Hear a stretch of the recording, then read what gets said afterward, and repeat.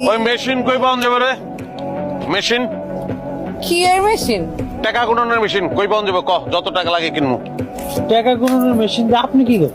ওই বেটা খালি হাতে এত টাকা গুণন যায় নাকি? টাকা গুনতে গুনতে আমার আঙ্গুল মাঙ্গুল সব ব্যথা হয়ে গেছে। মেশিন লাগবো একটা। আমার বাপের রাজা, আমার দাদার রাজা, আমি নিজে রাজা। তুই চিনোস না আমারে, তোর বাপের চিনে আমার। ঠিক আছে। আসসালামু আলাইকুম বন্ধুরা। মোশাররফ করিম বাংলা নাটকের একজন জনপ্রিয় কমেডি অভিনেতা, যার অভিনয় আমাদের সকলকে মুগ্ধ করে তোলে। আজকের ভিডিওতে জনপ্রিয় লিজেন্ড অভিনেতা মোশাররফ করিমের নাটকের কিছু ভাইরাল ডায়লগ শোনাবো, যে ডায়লগগুলো টিকটক সহ সকল সোশ্যাল মিডিয়ায় কাঁপিয়েছে। আপনি টিকটকে প্রবেশ করলেই এই কমেডি অভিনেতা মোশাররফ করিমের এই সকল ভাইরাল ডায়লগগুলো দেখতে পান। তো বন্ধুরা, আজকের এই ভিডিওতে মোশাররফ করিমের সেরা 60টি ডায়লগ শোনাবো এবং এই ডায়লগগুলো সম্পর্কে আরও বিস্তারিত তথ্য থাকছে আজকের ভিডিওতে। তাহলে চলুন ভিডিওটি শুরু করা যাক। ভিডিওটি শুরু করার আগে চ্যানেলে যারা নতুন তারা অবশ্যই চ্যানেলটি সাবস্ক্রাইব করুন, কারণ আমাদের প্রতিটা ভিডিও এডিট করতে এবং তথ্য সংগ্রহ করতে অনেক পরিশ্রম করা লাগে, শুধু আপনাদের একটু সাপোর্ট পাওয়ার আশায়। সো প্লিজ চ্যানেলটি সাবস্ক্রাইব করুন। সময় কম, শুরু করো।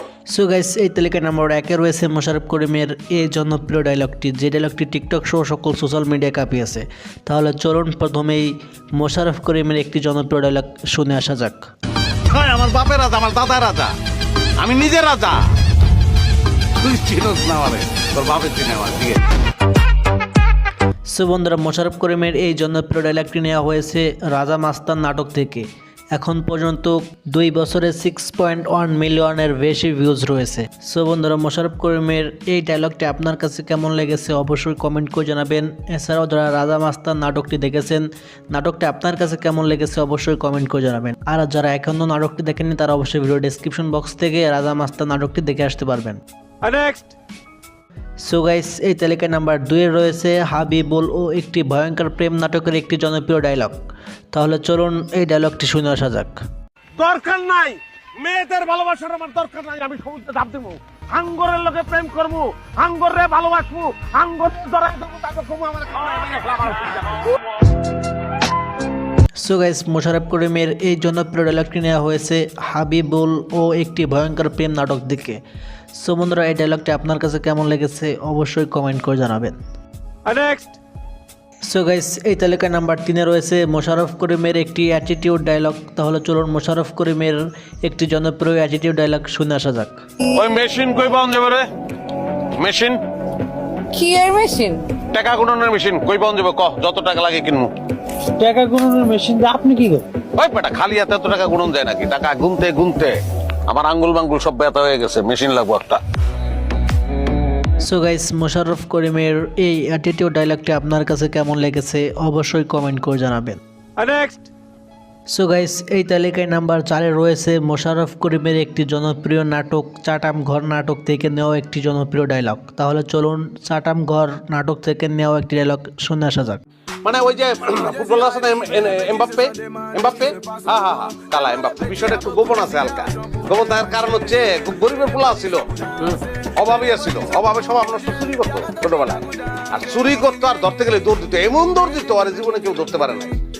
না হলে হাজার হাজার চুরি করছে, একবার ওরা ধরতে পারে না দৌড়ের কারণে। আর এই দৌড়ের কারণে কিন্তু সে ফুটবলার হতে পারছে। সো গাইস, মোশাররফ করিমের এই ডায়লগটি আমার কাছে খুবই অসাধারণ লেগেছে এবং খুবই হাস্যকর লেগেছে, কারণ তিনি এখানে ফুটবলার এমবাপ্পে সম্পর্কে বিবরণ দিচ্ছিলেন, কারণ এমবাপ্পের দৌড় সম্পর্কে তিনি এখানে চাটাম দিচ্ছিলেন। সো বন্ধুরা, এই ডায়লগটি নেওয়া হয়েছে চাটাম ঘর নাটক থেকে। আপনারা যারা এখনও চাটাম ঘর নাটকটি দেখেননি তারা অবশ্যই ইউটিউব থেকে সার্চ করে চাটাম ঘর নাটকটি দেখে আসতে পারবেন।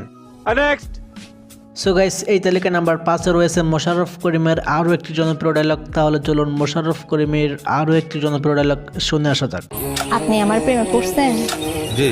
কি দেখে প্রেমে পড়ছেন? তেজের কারণে। আমার তেজ কি আপনি দেখছেন? না দেখিনি, শুনছি। শুই নাই প্রেমে পড়ছেন? হ্যাঁ, ভেরি গুড। বলিউড তো অবশ্যই, খালি ভালোবাসি নাই, আমি কিন্তু আপনার স্বপ্নও দেখতেছি। সো বন্ধুরা, মোশাররফ করিমের এই ডায়লগটি টিকটক সহ সকল সোশ্যাল মিডিয়ায় কাঁপিয়েছে।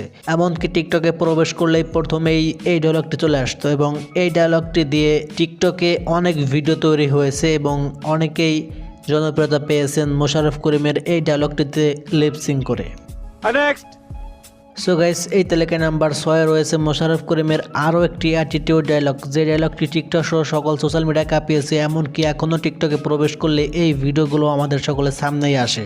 সো বন্ধুরা, চলুন মোশাররফ করিমের আরও একটি জনপ্রিয় ডায়লগ শুনে আসা যাক। আমার টার্গেট অন্য ধরনের বন্ধু, বুঝবা না তোমরা। আমি বড় হমুই মনে কর যে আজ থেকে তুই ধরে রাখ, বছর দশকের পরে তুই আমার দেখবি, কই দেখুন দেখবি দেখা হবে বিভিন্ন জায়গায়, তুই ডরে কথা কবি না। সো গাইস, মোশাররফ করিমের জনপ্রিয় ডায়লগগুলোর মধ্যে অন্যতম সেরা ডায়লগের মধ্যে এটা কিন্তু অন্যতম। সো বন্ধুরা, এই ডায়লগটা আপনার কাছে কেমন লেগেছে অবশ্যই কমেন্ট করে জানাবেন। নেক্সট সো গাইস, এই তালিকায় নাম্বার 7 রয়েছে মোশাররফ করিমের আরও একটি অ্যাটিটিউড জনপ্রিয় ডায়লগ। তাহলে চলুন মোশাররফ করিমের আরও একটি অ্যাটিটিউড ডায়লগ শুনে আসা যাক। তোরা কিন্তু আমার আসল রূপটা এখনো দেখাস নাই, বুঝছো? তোর আসল নকল যত ধরনের রূপ তোর আছে সব দেখা, তুই সব দেখা, কিন্তু তোরে আজকে ছাড়বো না, তোর কপালে খারাপ হবে। সো বন্ধুরা, এই ছিল মোশাররফ করিমের রাতারাতি টিকটক সহ সকল সোশ্যাল মিডিয়া কাঁপানো সেরা 7টি ডায়লগ। সো বন্ধুরা, এই ডায়লগগুলোর মধ্যে আপনার কাছে কোন ডায়লগটি সবচেয়ে ভালো লেগেছে অবশ্যই কমেন্ট করে জানাবেন। তো গাইস, আজকের ভিডিওটা এই পর্যন্তকের মতো এখানে শেষ করতেছি। ইনশাল্লাহ দেখা হবে আগামী ভিডিওতে। সি ইউ এগেইন ইনশাল্লাহ। আপনার সকলে ভালো থাকবেন, অন্যদের ভালো রাখবেন এবং সমাজের ভালো কাজে এগিয়ে আসবেন। সকলকে অসংখ্য ধন্যবাদ।